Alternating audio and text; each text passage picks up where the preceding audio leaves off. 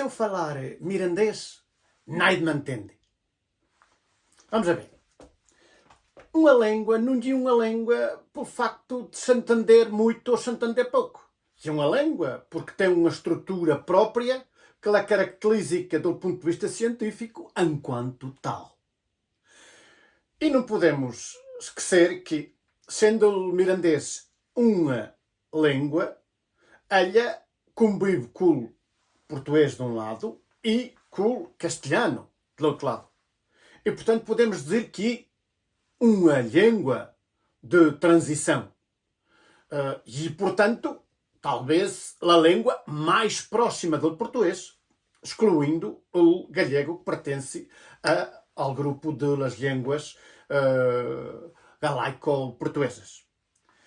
Há mesmo uma pessoa, um científico muito conhecido, que dizia que, falando mirandês, somos muito mais entendidos. Porquê? Porque quando nós falamos mirandês, aos portugueses, dá-lhe um sonido assim a moda de castelhano. E se nós falarmos mirandês para os castelhanos, eles ouvem como um sonido a moda do português. Quer dizer que, em grande partida, os portugueses e os castelhanos entendam os mirandeses. Porque ele dá um ar de família.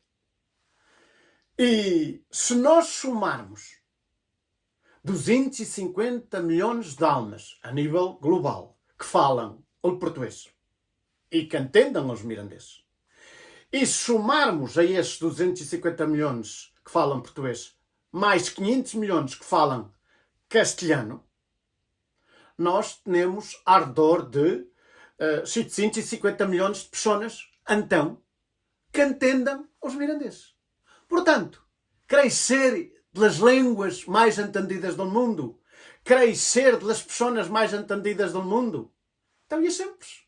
Basta falar mirandês.